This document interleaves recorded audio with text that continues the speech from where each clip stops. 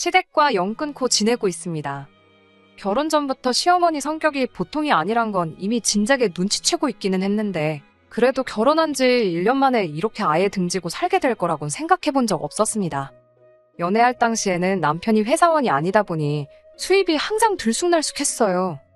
대학 졸업 후에 취직 대신 친하게 지내던 친구와 같이 사업을 시작했다고 하는데 수입이 들쑥날쑥하다고 해서 벌던 돈이 적은 건 아니었습니다.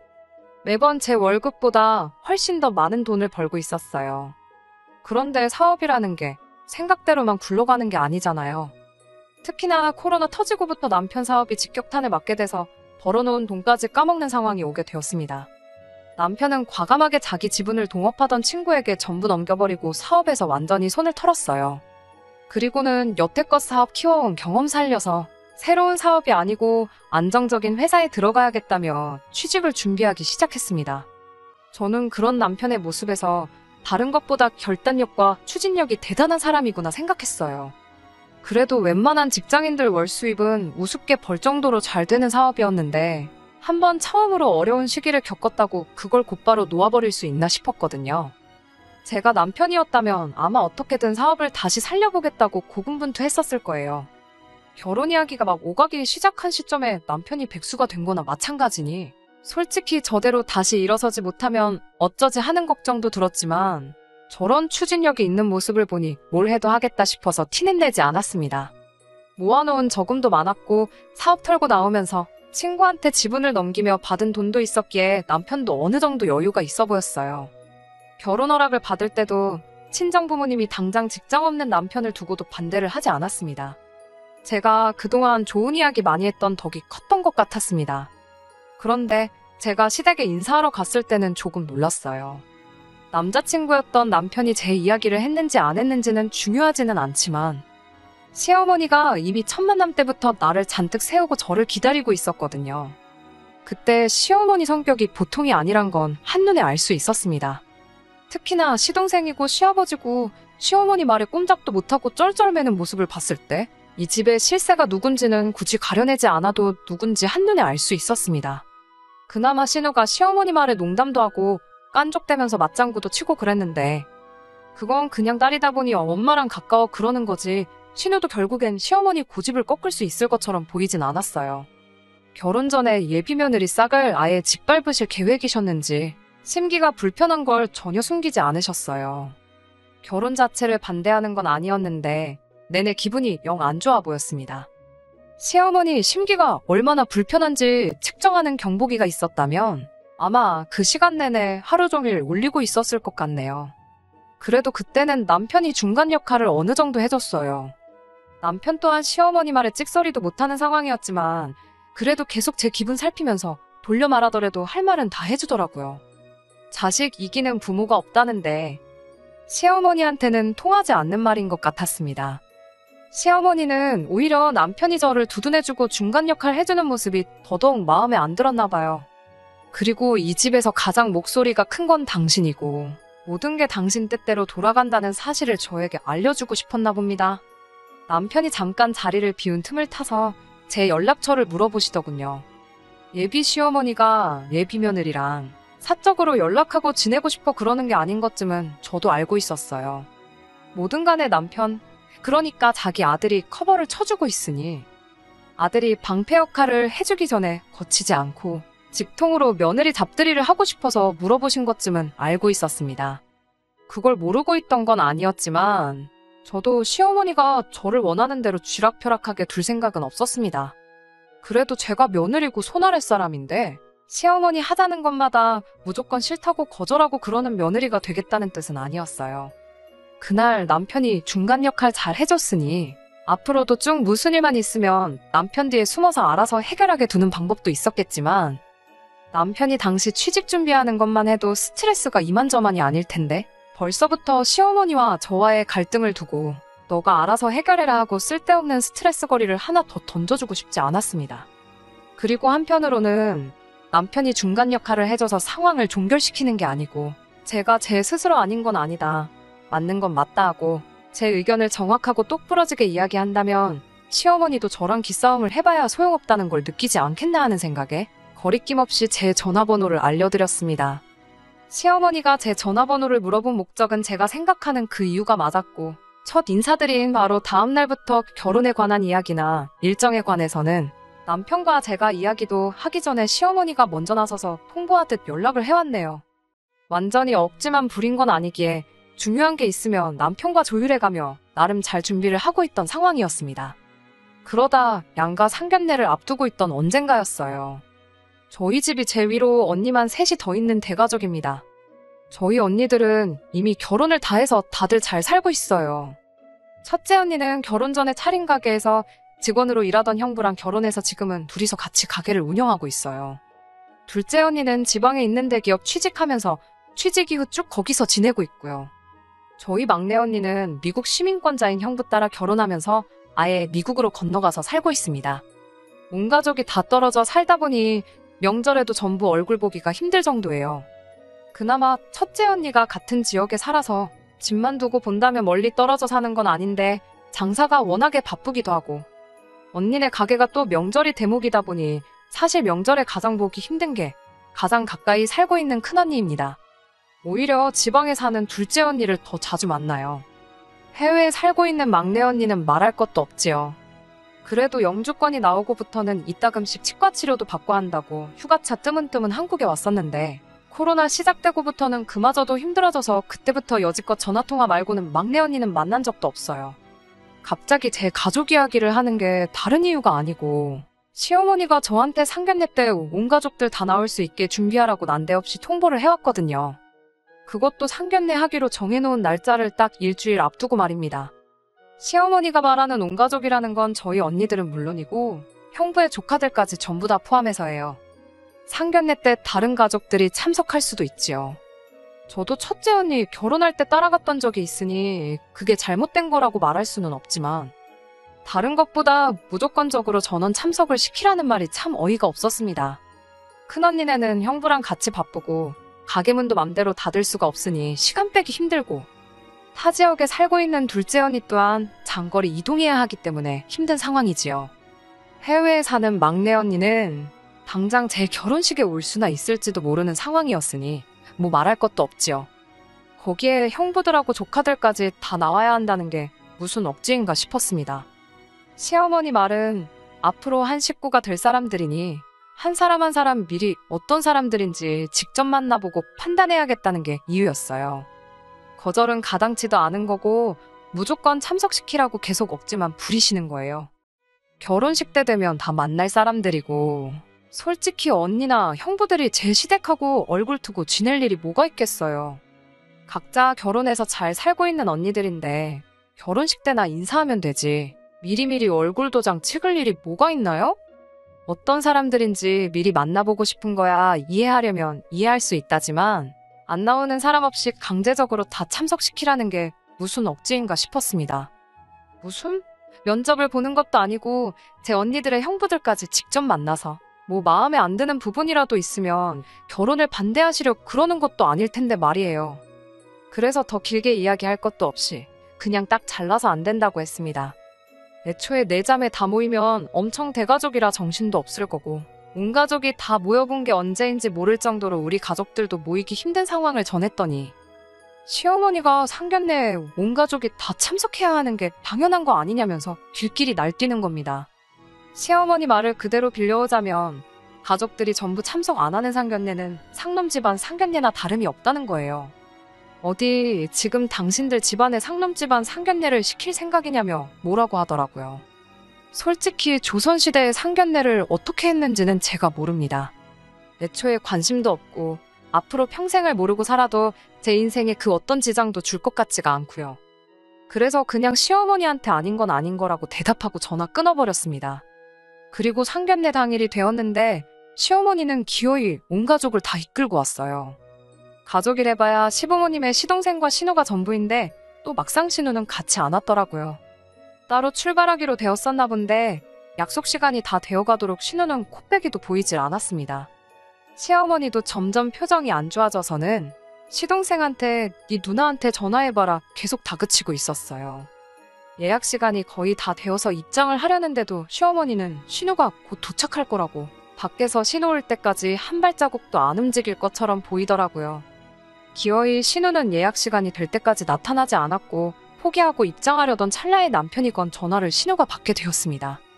신우는 그게 스피커폰인지도 모르고 자기가 전날에 술을 너무 마셔서 아침부터 숙취가 너무 심해 못 나갈 것 같다고 엄마한테는 잘 좀 둘러대달라며 전화를 끊는데 그 통화 내용을 모두가 들었다 보니 빼도 박도 못할 상황이었어요. 그 와중에 시동생도 신우가 안 나온다는 사실을 알더니 자기도 오기 싫었는데 억지로 끌려온 거라며 누나도 없는데 자기도 없어도 되는 거 아니냐고 쑥 자리에서 빠지더군요. 그래서 신우와 시동생 덕분에 시댁도 시어머니가 말하는 상놈 집안 상견례를 하게 되었습니다. 아무도 뭐라고 하지 않았는데 시어머니가 혼자 찔리는 게 있었는지 사람 많아봐야 정신만 없지 않겠냐면서 아무렇지 않은 척을 하더라고요. 그 전날 술을 퍼마신 신우한테 다 고맙더라고요. 아무튼 상견례는 별 탈 없이 진행이 되었습니다. 결혼 준비도 착착 진행되고 있던 상황이었고요. 상견례 이후로 시어머니도 많이 잠잠해졌었기에 저도 제가 똑부러지게 행동한 게 도움이 되는구나 생각하고 있던 차였습니다. 그러다 결혼식 몇 주 앞두고 시어머니한테서 카톡을 하나 받게 되었습니다. 이런저런 음식들 이름을 계속 나열하더니 이 중에서 제가 할 수 있는 음식이 뭐냐고 묻더라고요. 저는 처음에 이게 남편이 좋아하는 음식들이고 결혼하기 전에 저한테 가르쳐주고 싶어서 그러시나 했어요. 요리에 취미가 있는 건 아니었지만 큰언니처럼 친정어머니 손재주를 닮아서 그런지 인터넷에서 레시피 대충 보면서 따라해도 맛은 대충 내거든요. 막 자신 있는 요리는 없었지만 못할 것도 없겠다 싶어서 다 할 수 있을 것 같다고 답장을 했어요. 그랬더니 시어머니가 잘 됐다면서 동그랑땡에 산적부터 해서 갈비찜에 이런저런 요리들을 저보고 해오면 되겠다고 하더라고요. 해오면 된다는 말이 무슨 뜻이냐 물으니 생각지도 못한 곳에 필요한 요리였더라고요. 시어머니의 돌아가신 친정어머니, 그러니까 저한테는 얼굴 한번 뵌 적 없는 시외저모님이시죠. 아무튼 시외저모님 제사가 있는데 그날 상에 올릴 음식들이라고 하는 겁니다. 그리고 시어머니가 울픈 갈비찜이며 뭐 그런 것들이 저보고 책임지고 해오라는 소리였고요. 시외가 제사 음식을 저보고 미리 집에서 준비해오라는 것도 어이가 없었는데 그것보다 더 어이가 없던 건 그때는 아직 결혼식을 몇 주나 앞두고 있던 상황이었던 거예요. 아니, 며느리가 되어 있는 상태라도 안 했을 건데 예비 며느리한테 시외가 제사 음식까지 준비시키는 건 무슨 신보인가 싶더라고요. 제가 아직 며느리도 아닌데 시외가 제사 음식까지 해와야 하느냐고 물었더니 결혼식 날짜 잡았으니 며느리나 다름없는 거 아니겠냐고. 음식 맛깔나게 해오면 미리미리 시외가 어른들한테 점수도 딸 수 있고 그러면 남편도 친척들 앞에서 기가 살지 않겠냐고 하더라고요. 그때 저도 포기했던 것 같습니다. 남편이 결혼 전에는 꼭 취직하겠다고 열심히 준비하는 것 같아서 최대한 스트레스 받을 일 없게 하고 싶었던 터라 시어머니와 있던 일들에 대해서는 따로 이야기한 것도 없고 티도 내지 않았었는데 결국에는 남편이 중간 역할을 해줘야 끝나겠다는 생각이 들더라고요. 그래서 시어머니한테 제가 결혼 전에 시외가 제사 음식을 해가면 그 자리에서 남편이 정말 기가 살겠냐고 먼저 물어보겠다고 했어요. 제가 꾸역꾸역 그 음식을 해갔는데 남편 기가 안 살면 제가 해갈 필요도 없는 거 아니겠냐고요. 그랬더니 시어머니가 그걸 왜 내 아들한테 말하느냐고 말하지 말라고 하더라고요. 안 그래도 직장 알아본다고 정신없는 애한테 그런 걸 물어보냐길래 어머님 말대로면 제가 남편 기 살려주는 일인데 좋아하지 않겠냐? 그럼 그만큼 의욕도 샘솟지 않겠냐고 했더니 시어머니 아무 말도 없다가 그냥 전화를 끊어버리시대요. 결혼 전에 많이 삐걱이긴 했지만 남편도 그동안 제가 시어머니와 있었던 일을 듣고는 저보고 고생이 많았다면서 자기가 취직만 일단 성공하면 같은 일로 두 번 다시 스트레스 받지 않게 중간 역할을 잘해주겠다고 약속을 해왔습니다. 저한테 미안해하던 남편 마음과는 반대로 시어머니는 사사건건 어떻게든 빠져나가는 제가 마음에 안 들었던 것 같습니다. 어떻게든 저를 한 방 먹여주고 싶어서 벼르고 있었던 것 같아요. 아무튼 그 사건 이후로는 큰 문제 없이 결혼식을 올리게 되었어요. 오히려 결혼식을 올리고 남편과 한 집에 살게 되니 시어머니가 저한테 연락하는 일이 없어지더군요. 남편이 결혼 초에도 직장을 구하던 와중이다 보니 아무래도 아들 눈치가 보이긴 보였던 것 같아요. 거기에 그림이 그렇잖아요. 남자인 자기 아들은 집에서 일단 놀고 있고 며느리인 제가 회사 나가서 일하고 돈을 벌어오는 상황이었다 보니 더욱 더 저한테 뭘 시키기가 그랬던 게 아닐까 싶었습니다. 그렇다고 아예 연락이 없던 건 아니고요. 이따금씩 전화해서는 너무 남편이 집에만 있다고 해서 집안일을 전부 남편한테 떠넘기지 말라고, 저러다 진짜 전업주부가 될 수도 있으니 집안일을 시키지 말라고 하는데, 그런 거야 제가 시키지 않아도 남편이 알아서 했으니 따로 그것 때문에 남편과 다투거나 하는 일은 없었습니다. 그리고 그렇게 신혼 6개월 차를 넘기니 남편이 그간 노력해온 여정의 결실을 맺을 수 있었어요. 게다가 남편이 사업을 운영했던 기간까지 전부 다 경력으로 쳐줘서 여태껏 회사 생활을 했던 적이 한 번도 없는 남편이었는데도 높은 연봉의 관리직 자리로 취직을 하게 되었습니다. 다만 그건 그거대로 부작용이 있긴 했어요. 아무래도 밑에서부터 올라온 경력이 아니다 보니 팀원들한테 신뢰를 얻지 못한 상황이었던 것 같더라고요. 경력을 인정받았다지만 실무 경력이 있는 것도 아니었고요. 그렇다 보니 남편이 모자란 경력을 채우겠다며 매일같이 야근을 하고 그랬습니다. 어쩔 때는 퇴근도 안 하고 회사에서 하루를 꼬박 세우는 일도 있었어요. 그 연장선이나 마찬가지일 수 있는데 남편이 추석 명절 연휴 기간 내내 회사에 나가봐야겠다고 말을 전해왔어요. 결혼 후 맞는 첫 명절이기도 해서 기어이 출근을 하겠다는 남편이 조금 원망스럽기도 했지만 오죽하면 저러겠나 싶어서 이해하기로 했습니다. 그런데 문득 생각해보니 남편이 없는데 시댁에 가야 하는 건가 싶더라고요. 연휴 내내 남편도 회사에서 숙식을 할 계획이었기에 저도 내내 집에 혼자 있어야 하는 상황이었거든요. 어차피 그럴 바에 친정에 가서 쉬다 오면 좋겠다 싶었어요. 그리고 시어머니한테 미리 전화를 했어요. 상황이 이러이러하니 명절 당일 새벽에 저 혼자라도 가서 찾아뵙겠다고요. 그리고 명절 음식 같은 거 해야 할 거 있으면 같이 도와드리겠다 했어요. 저녁에 다시 친정에 와서 남은 연휴는 친정에서 보내겠다 말했고요. 제 말 끝나기가 무섭게 시어머니가 저보고 남편이 명절에 뼈 빠져라 일하는데 마누라가 돼서는 친정 가서 놀고 먹을 생각밖에 없냐면서 제정신이냐며 뭐라 하는 거예요. 아니, 솔직히 제 입장에서는 번거롭게 2번 움직일 바에 명절 연휴 시작하자마자 시댁에 얼굴 도장만 찍고 친정에서 푹 쉬다 오는 방법도 있었는데 괜히 흠잡히겠다는 생각도 있긴 했지만 그래도 당연히 할 도리는 해야겠어서 명절 당일에는 시댁에서 일거리도 돕고 하려던 계획이었는데 속 깊은 며느리 칭찬까지 바란 건 아니지만 제정신이 아니냐, 마누라가 돼서 놀 생각밖에 없냐고 한 소리 들으니 어이가 없더라고요. 친정 가서 탱자탱자 놀 생각하지 말고 연휴 시작하기 무섭게 시외가 큰 집에 가서 제사 준비나 도우라는 겁니다. 심지어 시어머니는 시댁 제사가 있으니 저 혼자 시외가 큰 집에 가서 제사 준비를 도우라는 소리였어요. 그리고 명절 당일 새벽에는 시댁에 와서 시어머니를 도와 시댁 제사 준비를 하라고요. 세상에 그놈의 시외가 제사를 자꾸 저보고 챙기라는지 싶어서 저도 그냥 내질러 버렸네요. 남편이 명절에도 출근해서 뼈 빠지게 일하는 거 아는데 그렇게 일한 지 얼마나 됐다고 그러시냐고. 그동안 저 혼자 뼈 빠지게 외벌이 하면서 집안 먹여 살렸던 거 기억 안 나시냐 했죠. 결혼하고도 6개월을 저 혼자 돈 벌어오고 그랬는데 남편은 집에서 펑펑 놀고만 있었으니 남편이 취직 준비한 6개월, 180일만큼은 나도 남의 집 조상님 밥 준비해줄 바에야 그냥 나 혼자 편히 쉬겠다고 받아쳐버렸습니다. 그랬더니 시어머니가 저보고 말하는 꼬라지 좀 보라면서 아주 맹랑한 걸 며느리로 들였다며 소리를 치시더군요. 결혼했으면 출가회인이라는 소리도 못 들어봤냐고. 그렇게 친정이 좋으면 평생 친정에 붙어서 살라고. 앞으로 시댁 식구들 보고 지낼 생각은 꿈도 꾸지 말라고 하시더군요. 한번 이렇게 내질러버린 김에 그동안 쌓였던 거 다 풀어버리려고 더 싸울 생각이었는데 시어머니 그 발언에 엥 소리가 절로 나더라고요. 듣고 보니 저한테 나쁠 게 하나도 없는 말이었으니까요. 앞으로 시댁 안 가게 되는 게 뭐가 무섭다고 거기서 제가 꼬리를 내리겠어요. 좋으면 좋았지 싶어서 그 길로 바로 시어머니한테 알겠습니다 말하고 어머님 뜻대로 저는 앞으로 친정에만 가고 시댁에는 발길을 끊겠다고 바로 대답해드렸어요. 그리고 그동안 말 안 듣는 며느리라서 어머님이 고생 많으셨다고 이제부터라도 말 잘 듣는 며느리 되겠다 말하고 이번 명절에도 당일에는 시댁에 갈 예정이었는데 어머님 말을 앞으로 잘 듣기로 했으니까 명절 당일에도 그냥 딴 데 안 가고 시댁도 안 까고 친정에만 딱 붙어있겠다 말하고 그냥 전화 끊어버렸어요.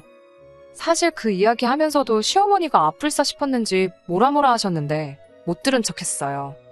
그리고 그 뒤로 무슨 할 말이 남으셨는지 전화기에 불이 나게 전화가 왔는데 전화도 그냥 안 받고 말았습니다. 퇴근한 남편 앞에 두고 시어머니랑 있던 일 말하고 연휴에는 그러한 이유로 시댁에 안 가고 친정에만 있을 거라 말했어요.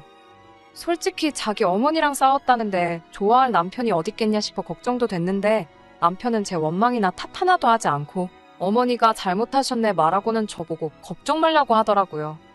앞으로도 시댁 할 일이나 있으면 저 두고 자기 혼자 다녀오겠다고 하대요. 그렇게 결혼 1년도 채 되지 않아서 시댁과 등지고 살게 되었습니다.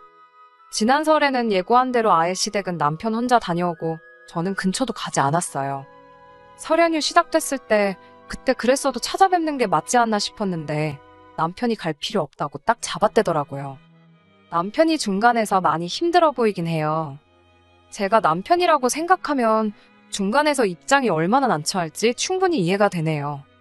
그래도 그걸 떠나서 솔직히 지금 이 상황이 남편 때문에 마음이 불편한 거지. 제 자신만 두고 본다면 너무 편하고 더할 나위 없이 좋네요. 끝까지 들어주셔서 감사합니다. 오늘의 사연은 여기까지입니다. 구독과 좋아요, 알람 설정 부탁드리고 더 좋은 사연으로 다시 찾아뵙겠습니다. 감사합니다.